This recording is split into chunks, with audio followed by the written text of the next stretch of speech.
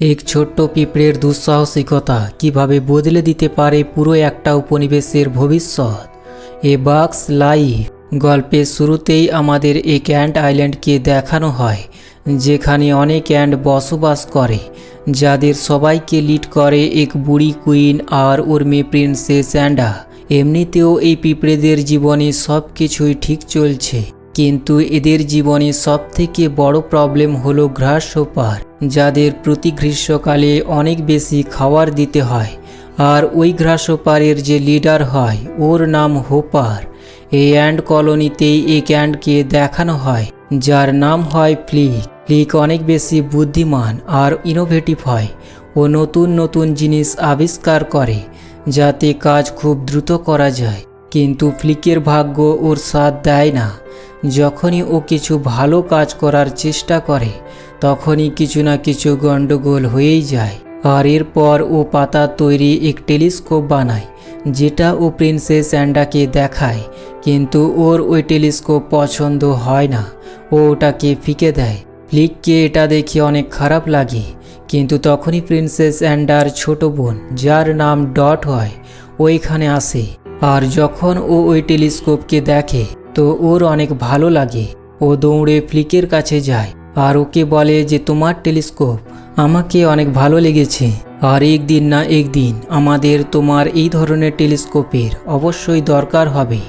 আর এখন এখানে ঘন্টি বাজতে শুরু হয়ে যায়, যেটা এক বিপদের সন্দেশ হয়। আর এজন্য সব অ্যান্টস ভয়ে জমির নিচে নিজেদের ঘরে চলে যায়। ফ্লিকের কাঁধে এক হ্যাভি মেশিন ছিল, যেটার ভেতরে ও খুব জলদি খাবার জোগাড় করে। হ্যাভি মেশিনের জন্য ওর স্পিড অনেক কম হয়। ও ওই জায়গায় যায় যেখানে পিঁপড়েরা খাবারের টিলা বানিয়ে রেখেছে। ওর হ্যাভি মেশিনের জন্য ওখানেও পড়ে যায়, যার ফলে ওখানের পাথর ফিসলে যায়। আর যত খাবার অ্যান্টসরা পিঁপড়েরা জোগাড় করে রেখেছিল ওগুলো সব জলের মধ্যে ভেসে যায়। আর এরপর এখানে আসে গ্রাসহোপার। পিঁপড়ে আর গ্রাসহোপারের মধ্যে এক ডিল হয়েছিল, যেখানে কথা ছিল যে পিঁপড়েরা গ্রাসহোপারদের বছরে 2 বার অনেক বেশি খাবার দেবে, যার বদলে গ্রাসহোপার পিঁপড়েদের বড় বড় ইনসেক্টসের হাত থেকে বাঁচাবে। কিন্তু এখন সব খাবার জলের মধ্যে ভেসে গেছে। এজন্য হোপার নিজের সঙ্গীদের সাথে নিচে অ্যান্টসদের কলোনিতে এসে যায়, যেখানে ও পিঁপড়েদের রানীকে বলে যে তুমি তোমার কথা পূরণ করনি, তুমি এইবার আমাদের খাবার দাওনি, এই জন্য তোমাকে পরের বার ডবল খাবার দিতে হবে। আর যদি পরের বার আমাদের ডবল খাবার না দাও তাহলে আমি তোমাদের এলাকার ওপর, তোমার কলোনির ওপর অ্যাটাক করে দেব, আর না তো তোমাদের বড় বড় ইনসেক্টসের হাত থেকে বাঁচাবো। কুইন বলে এরকমটা করো না, বর্ষা এসে গেল, এখনও আমরা নিজেদের জন্য খাবার জোগাড় করতে পারিনি। কিন্তু হোপার ওর একটাও কথা শোনে না, আর সবাইকে ভয় দেখিয়ে এখান থেকে চলে যায়। আর এখন এখানে যা কিছু হলো তার জন্য ফ্লিককে এখানে দায়ী করা হয়। ফ্লিককে রানীর সামনে পেশ করা হয়, যেখানে ফ্লিক রানীর সামনে এক আইডিয়া রাখে। ও চায় ভবিষ্যতে ঘাসফড়িংদের বিরুদ্ধে কিছু একটা করতে। ও বলে আমাদের বড় বাক্সদের কাছ থেকে সাহায্য চাওয়া উচিত, যাতে ওরা গ্রাসহোপারের হাত থেকে আমাদের জীবন বাঁচাতে পারে। আর এই কাজের জন্য এদের অ্যান্টস কলোনির বাইরে যেতে হবে। বাইরে অনেক বেশি বিপদ, এজন্য এরা কেউ বাইরে যেতে চায় না। ওরা সবাই ঠিক করে যে ফ্লিককে অভিযানে পাঠানো হবে বাইরের জগৎ থেকে। সে যেন কিছু সাহসী যোদ্ধা পোকা খুঁজে আনে, যারা ঘাসফড়িংদের রুখতে সাহায্য করবে। আসলে তারা চায় যে ফ্লিক যেন দূরে চলে যায়, যাতে সে আর কোনো ঝামেলা না বাঁধায়। রানীও ফ্লিকের কাছ থেকে নিস্তার পেতে চায়। ফ্লিক ইতিমধ্যে যাওয়ার জন্য সব তৈরি করে নিয়েছে। ফ্লিক একাই ব্যাগ পিঠে নিয়ে রওনা দেয়। কেউ ওকে বিদায় জানায় না, শুধু ডট ওকে বলে যে তোমার প্রতি আমার ভরসা আছে, তুমি পারবে। এরপর ফ্লিক লম্বা রাস্তা পার হয়ে এক বাক্সের শহরে পৌঁছে যায়, যেখানে মাটির নিচে এক অদ্ভুত রঙিন জগৎ। জায়গাটাকে দেখে মনে হয় যেন একটা মিনি শহর। আসলে এই পুরো শহর এক ঘরের নিচে বানানো হয়েছে। এখানে পৌঁছানোর পর ফ্লিক অনেক বাক্সের কাছে সাহায্য চায়, কিন্তু কেউ ওর কথা শুনতেই চায় না। এখানে বাক্সের একটি সার্কাসও আছে, যেটা ঠিকঠাক চলে না। এখানে একটি ব্যর্থ সার্কাস দলের সদস্য আছে, যাদের উপর মালিক রেগে আছে, কারণ তারা দর্শকদের মনোরঞ্জন করতে পারছে না। এজন্য সবাইকে চাকরি থেকে বের করে দেওয়া হয়, যার ফলে সার্কাসের সব বাক্স অনেক দুশ্চিন্তায় আছে। সার্কাসে একটা বিশৃঙ্খলা তৈরি হয়। তখন কিছু দুষ্টু মাছি এসে এখানে ঝামেলা করে, আর সার্কাসের পোকাগুলো নিজেদের আত্মরক্ষায় ঝাঁপিয়ে পড়ে। এদের একে অপরের সাথে লড়াই শুরু হয়ে যায়, আর তখনই এখানে ফ্লিক এসে যায়। হঠাৎ ফ্লিক এই দৃশ্য দেখে ভাবে এরা মনে হয় প্রকৃত সাহসী যোদ্ধা। ও ওদের কাছে যায় আর সাহায্য চায়। সার্কাস দলের পোকাগুলো ভাবে ফ্লিক মনে হয় ওদের কোনো জব অফার করছে, এজন্য ওরা খুশি হয়ে রাজি হয়ে যায়। ফ্লিক ভাবে সে একদল সত্যিকারের যোদ্ধা পেয়েছে, আর সার্কাসের দল ভাবে ওরা একটা নতুন মঞ্চে পারফর্ম করতে যাচ্ছে। এই ভুল বোঝাবুঝির মধ্য দিয়ে শুরু হয় এদের নতুন যাত্রা। আর এদিকে অ্যান্টস কলোনিকে দেখা যায়, যেখানে সব অ্যান্টস মিলে রাত দিন পরিশ্রম করে গ্রাস ওপারের জন্য খাবার জোগাড় করছে, কেননা ওদের এখন ডবল খাবার দিতে হবে। আর তখনই দেখা যায় ফ্লিক নিজের বাঘ সাথীদের সাথে এখানে পৌঁছে গেছে। রাজকুমারী অ্যান্ডা সহ সবাই চমকে যায়, সবাই অনেক ইমপ্রেস হয়ে যায়। কিন্তু সত্যি কথা তো কেউ জানে না যে এই যোদ্ধারা আসলে সার্কাসের পোকা। তাদের চলচলন, জামা কাপড়, কথা বলার ধরন সবই একটু অভিনয়ের মতো। আর এরপর এরা ঠিক করে যে এরা সবাই গ্রাস ওপারের সাথে লড়াই করবে। এখানে বাক্সদের বোঝানো হয় যে খুব জলদি এদের ওপর গ্রাস ওপার অ্যাটাক করবে, আর এদের সবাইকে ওদের সাথে যুদ্ধ করতে হবে। এতে হয়তো এদের জীবনও চলে যেতে পারে। আর এখন সার্কাসের বাক্স বুঝতে পেরে যায় যে ফ্লিক এদের সবাইকে এখানে কেন এনেছে। এরা সবাই ভয় পেয়ে যায়। এরা গ্রাস ওপারের সাথে যুদ্ধ করতে চায় না, এরা মরতে চায় না। এজন্য এক বাক্স ফ্লিকের কাছে গিয়ে ওর কানে বলে, আমরা কোনো ফাইটার বাক্স নই, বরং আমরা সার্কাসে কাজ করি, আর এখন আমরা এখান থেকে যাচ্ছি। এরা সবাই এখান থেকে যেতে শুরু করে দেয়। ফ্লিক ওদের ধরে লটকে যায়, কেননা ও যে হোক করে ওদের আটকাতে চায়। আর যখন বাক্স দেখে যে ফ্লিক ওর পায়ে ধরে লটকে আছে, তখন ও নিচে নেমে ওকে নিজের পা থেকে আলাদা করার চেষ্টা করে। তখনই এরা বুঝতে পারে যে এরা এক ভয়ানক জায়গাতে আছে। আসলে এখানে পাখির এক বাসা আছে, যেখানে অনেক ডিম আছে। আর তখনই এক পাখি এসে যায়, এদের ওপর অ্যাটাক করে দেয়। এরা খুব বাহাদুরির সাথে নিজেদের জীবন বাঁচিয়ে এক ঝোপের আড়ালে লুকিয়ে যায়, যার মধ্যে অনেক কাঁটা আছে। ওই বার্ড এদেরকে মারতে চায়, কিন্তু কাঁটার জন্য ওদের কাছে পৌঁছতে পারে না। আর এইভাবে এদের সবার জীবন বেঁচে যায়। আর এদের এই সাহসী কাজের জন্য এরা সবাই পিঁপড়ের নজরে হিরো হয়ে যায়। এদের সবাইকে অ্যান্ট কলোনিতে ফিরিয়ে আনা হয়, আর এখানে ওই বাক্সেরও চিকিৎসা করা হয়, যে রাজকুমারী ডটকে বাঁচাতে গিয়ে নিজে আহত হয়ে গিয়েছিল।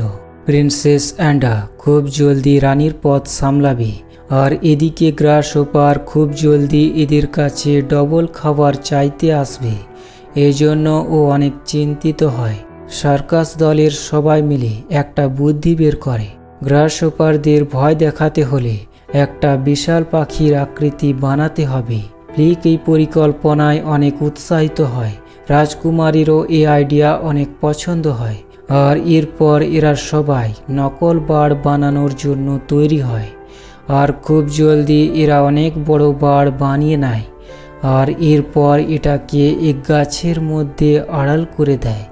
সব অ্যান্টস অনেক খুশি হয়, কেননা এরা যুদ্ধের জন্য পুরোপুরি তৈরি করে নিয়েছে।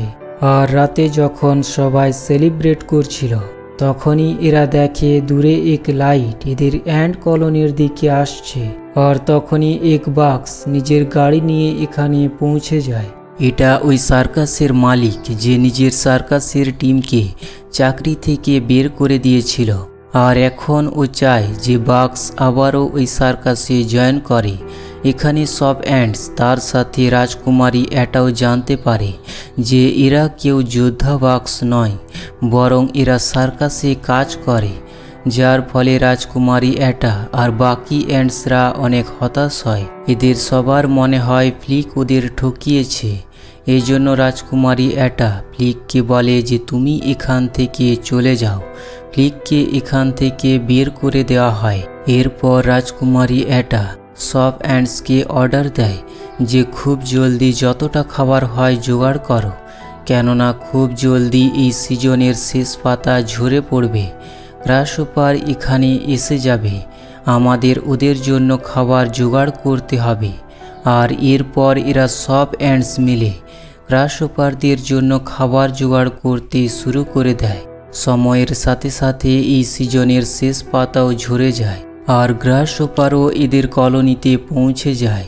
এখানে গ্রাসহপারের যে লিডার হয়, যার নাম হোপার, ও দেখে এখানে কোনো খাবার জোগাড় হয়নি।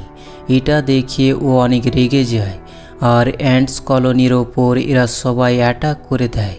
এখানে যে ছোট প্রিন্সেস ডট হয়, ও গ্রাসহপারের কথা শুনে নেয়, যেখানে ও জানতে পারে যে গ্রাসহপার খুব জলদি ওদের রানীকে, যা ওর মা প্রিন্সেস এটা হয়, ওকে মেরে দেবে। ও সাহায্যের জন্য ফ্লিকের কাছে যেতে চায় আর তখনই এক গ্রাসহপার ওর পেছনে পড়ে যায়। ও দৌড়তে দৌড়তে এক উঁচু জায়গাতে পৌঁছে যায় আর ওখান থেকে গ্রাসহপার ওকে নিচে ফেলে দেয়।